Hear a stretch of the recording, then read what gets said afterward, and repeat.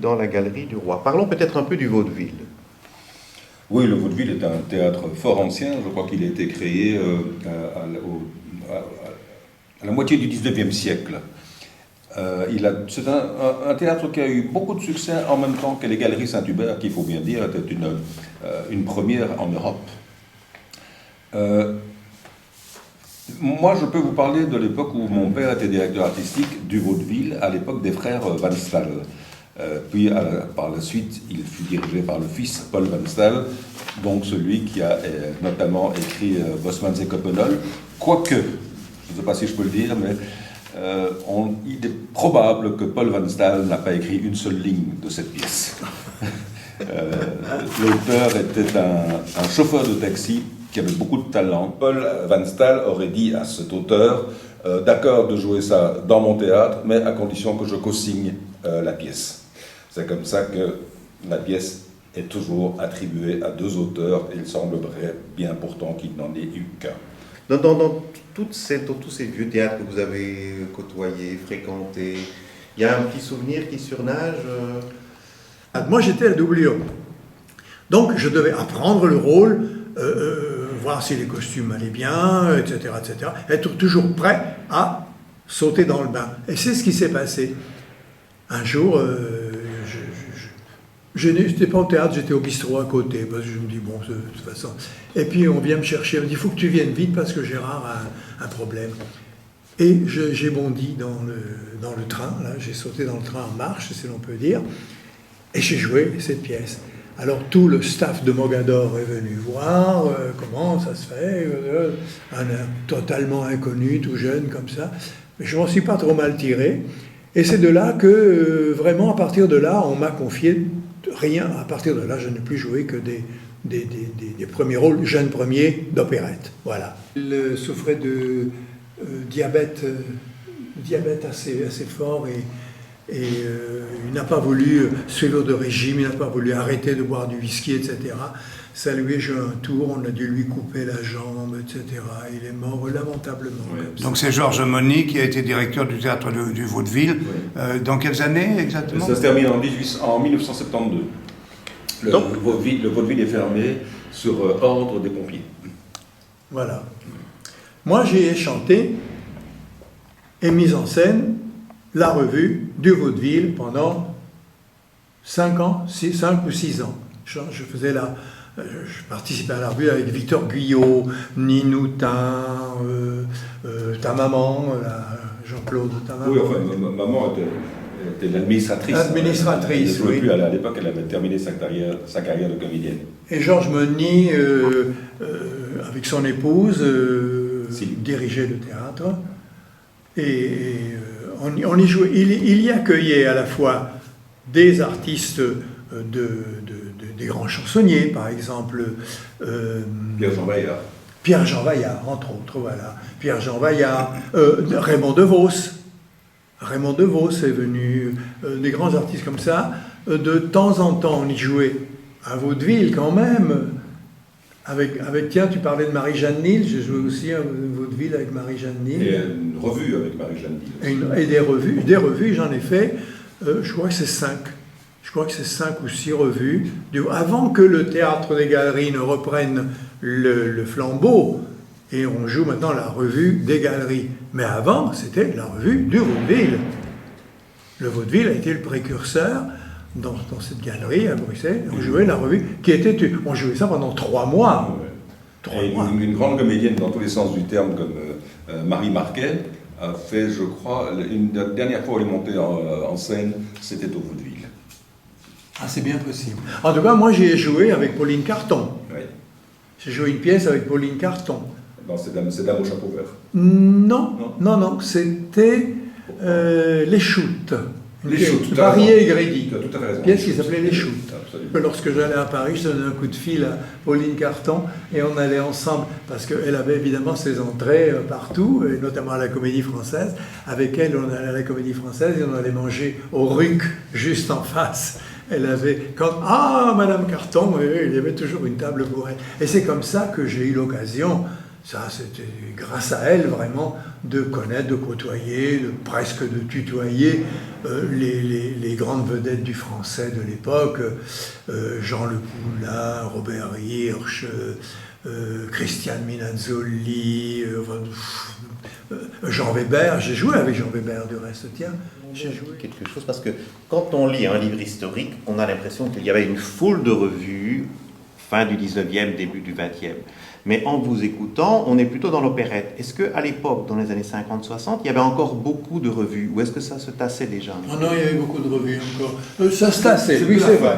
Ça se tassait. Mais il y avait encore. La preuve, le théâtre du Vaudeville a lancé la revue moderne, si tu veux, style de revue plus moderne.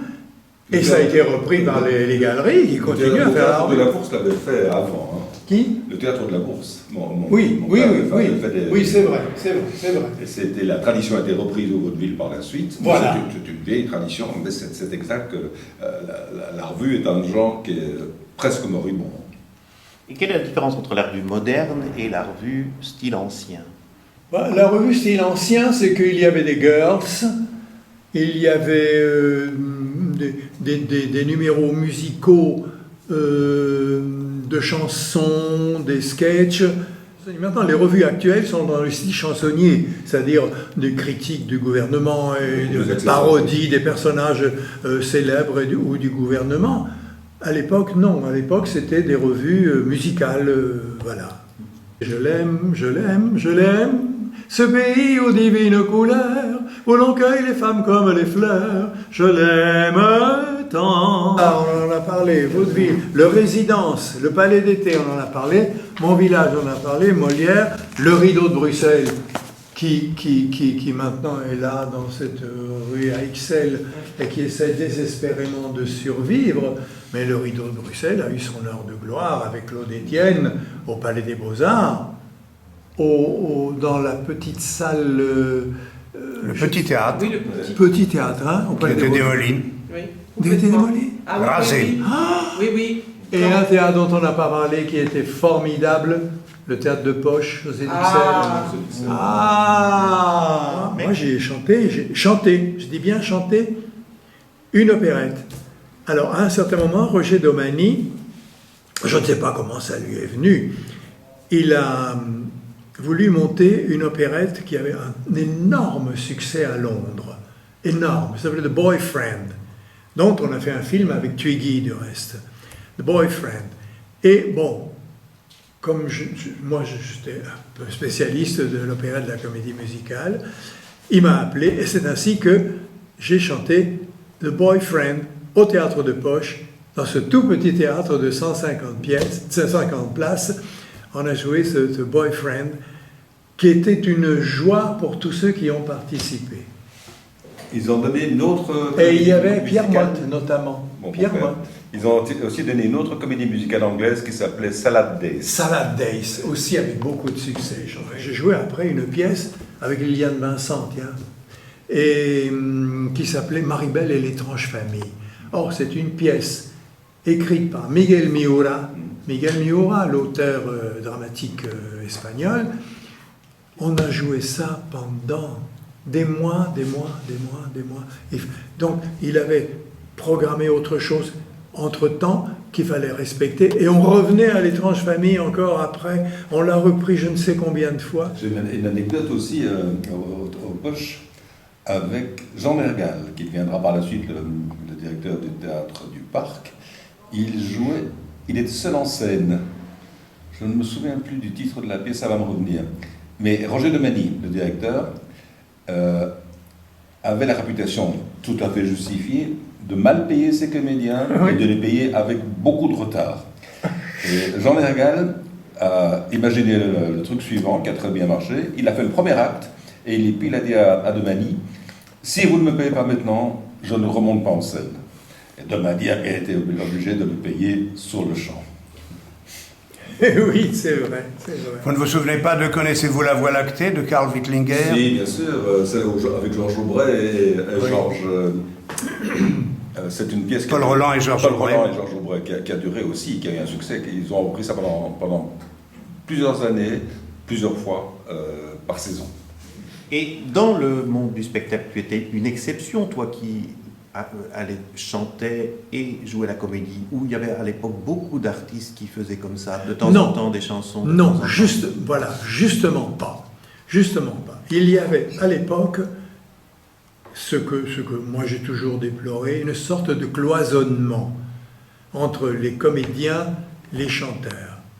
Une sorte de cloisonnement. Pourquoi? Bon, ce serait un peu long à expliquer, mais enfin, souvent les comédiens regardaient avec mépris les chanteurs en disant oui, c'est pas très reluisant, etc. Les chanteurs avaient l'impression d'être un peu snobés, ce qui était vrai, et disaient que les comédiens ne connaissaient pas ce genre particulier qui était l'opérette.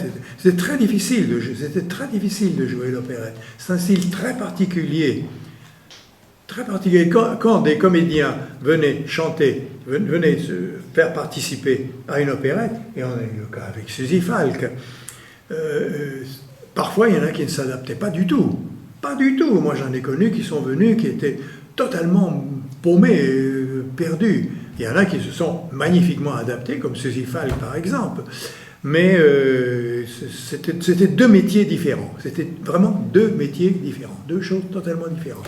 Et puis alors, des petits théâtres de chansonniers qui ont eu leur importance à Bruxelles. La Boîte à Sel, où il y avait Léon Campion, Jacques Loard, Christian, Le Poulailler, Marcel Antoine, Jean Léo. Les petits théâtres de chansonniers, c'est ça? C'était des chansonniers, oui. Jacques Lippe, exactement. J'ai oublié de le mettre. Jacques Lippe. Et tu appelles ça comment, les petits théâtres de chansonniers? Oui. Il y avait ce qu'on appelait des chansonniers. Léo Campion, par exemple. Léo Campion il a été tout un temps, il a été directeur du caveau de la République à Paris. C'était pas n'importe qui. Léo Campion était belge. Jacques Loard, Christian, tout ça. Marcel Antoine, plus personne ne se souvient. C'était aussi un chansonnier. Il reste quelques théâtres. Attends, nous voyons un peu ce dont on peut parler d'abord. Oui. Le Résidence, qui a été le grand début du Théâtre National. Moi, j'essaierai peut-être de parler. Alors ici, il y a le Trocadéro. Le Trocadéro. Attends, une seconde. Moi, je sais qu'ils ont l'Alcazar, on en a parlé, la Rimbert, l'ABC, ça y est, Vaudeville, le Résidence, mon village, ça y est, on l'a dit. L'ancienne Belgique. Ça, on n'en a pas parlé. L'ancienne Belgique a tenu une grande place aussi à Bruxelles. Il y avait la capitale, il y avait les Augustins. Et à boire, un bon copain, voilà ce qu'il y a de meilleur au monde. Me voici, Madame Sarapo, je n'ai pas tourné autour du pot.